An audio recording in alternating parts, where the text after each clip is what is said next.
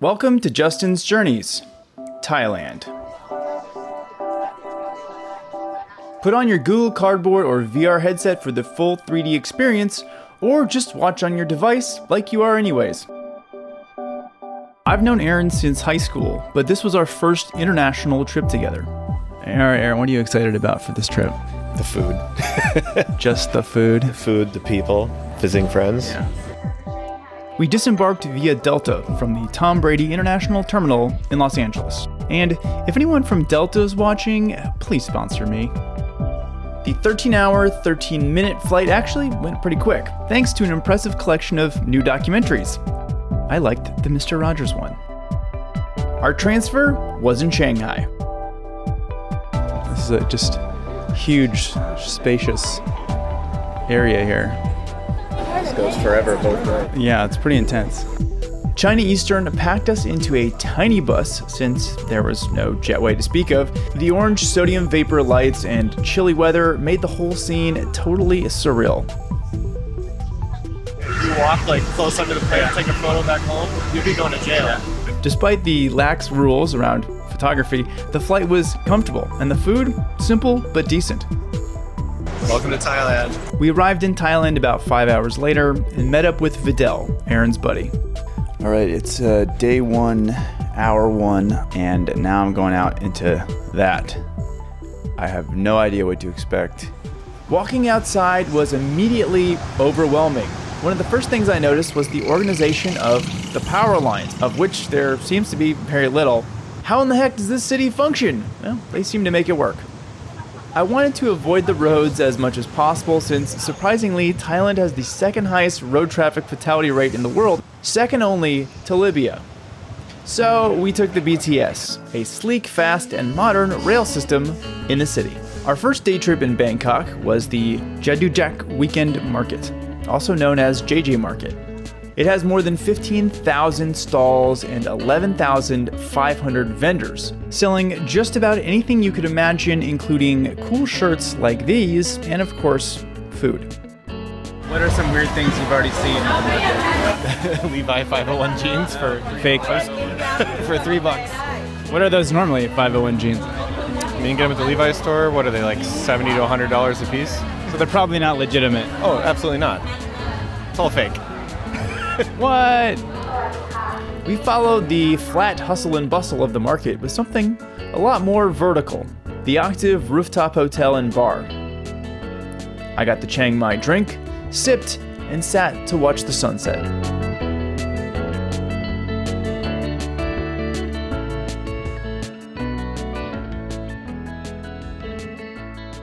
We are currently at Terminal 21, which is one of the many malls here in Bangkok. And they're not just like normal malls that you see in America, where it's like one floor and really sad and no one's there.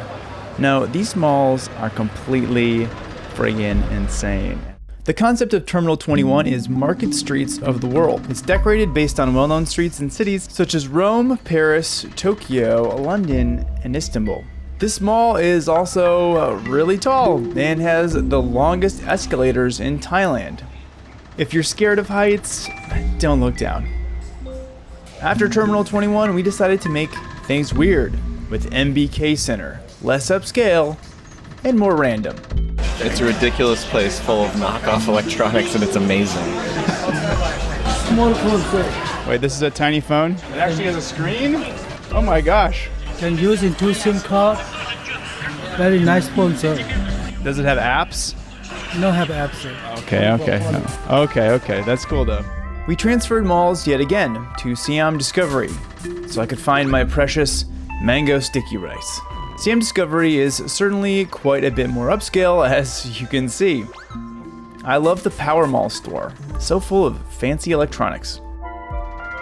The top floor featured one of the nicest movie theaters I've ever seen. I mean, it just looks like a fake movie theater you'd see in a VR loading screen. I mean, just listen to the music.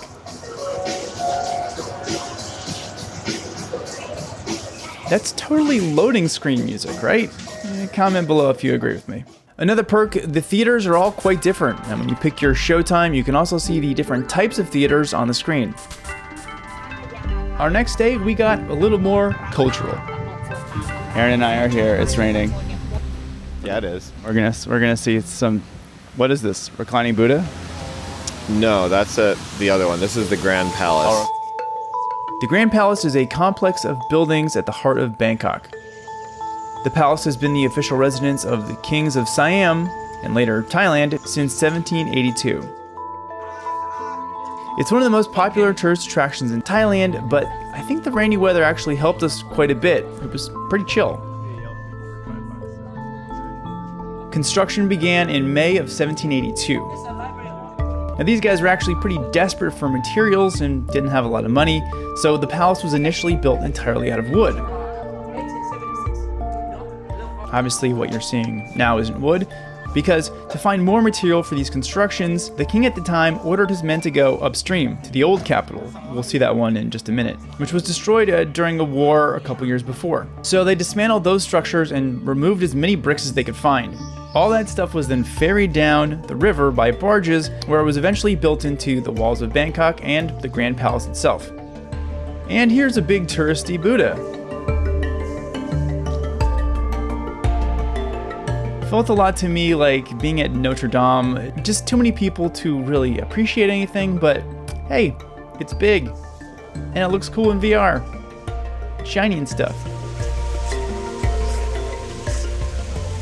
We wanted to make sure to take the local ferry instead of one of the dumb tourist ones. The local boats are a heck of a lot cheaper, and you don't need the whole spiel with the tourist ones.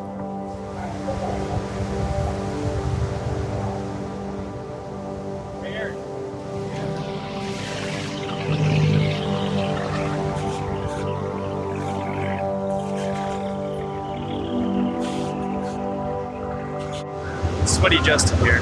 I'm about to take a train to ancient ruins. And there's one thing I like, it's ancient ruins. The train ride from Bangkok to Ayutthaya, according to several sites we found, was considered a pretty adventurous choice, but I love mass transit, and our second-class seats provided us a decent view and, most importantly, air conditioning. So we're in the back of this little tuk-tuk, and we feel absolutely tiny compared to the rest of these normal-sized cars. I'm finally riding in a tuk-tuk. Ayutthaya Historical Park was probably my favorite thing I encountered on our trip, and as you can see, it's just epic. The kingdom of Ayutthaya lasted from 1350 until 1767. The ruler had Ayutthaya temples built on an island surrounded by 3 rivers. This connected the city to the sea. It was strategic since the water would protect the city from both invaders and also flooding.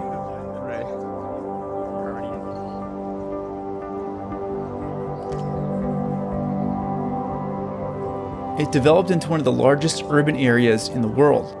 It became a hub of diplomacy and trade as merchants from all corners of the globe flocked here. At its peak, Ayutthaya had around 1 million inhabitants. When European traders returned home, they described Ayutthaya as the grandest city they had ever seen.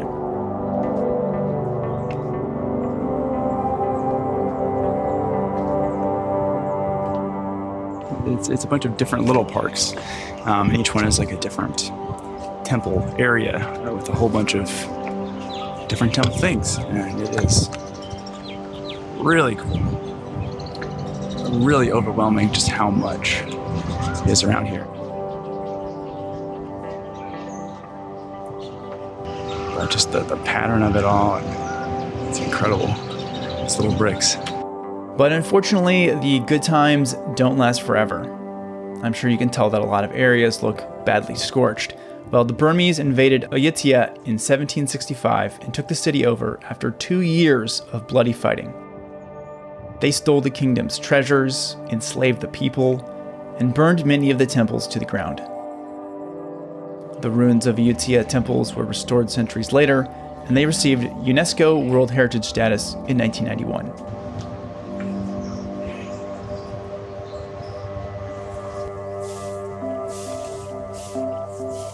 We took a scenic seat at a nearby cafe, and I had some of the best dang pad thai I've ever had in my life. Yeah, I know it's a pretty basic tourist thing to order, but I hadn't had any yet. Come on. There are few things I love as much in this world and drinking out of a fresh cup of coffee.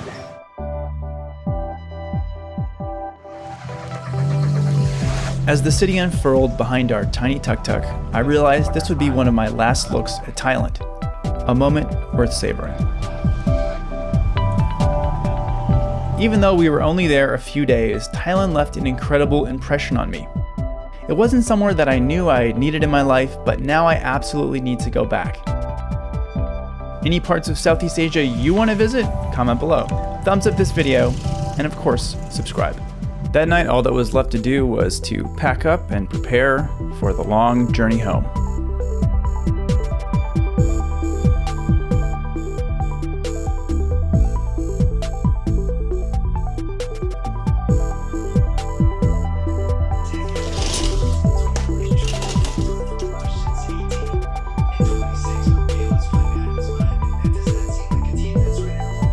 I'd also like to thank my Patreon supporters who help fund and motivate these videos, especially Aaron, my Patreon executive producer. Thanks, Aaron. We'll see you next time.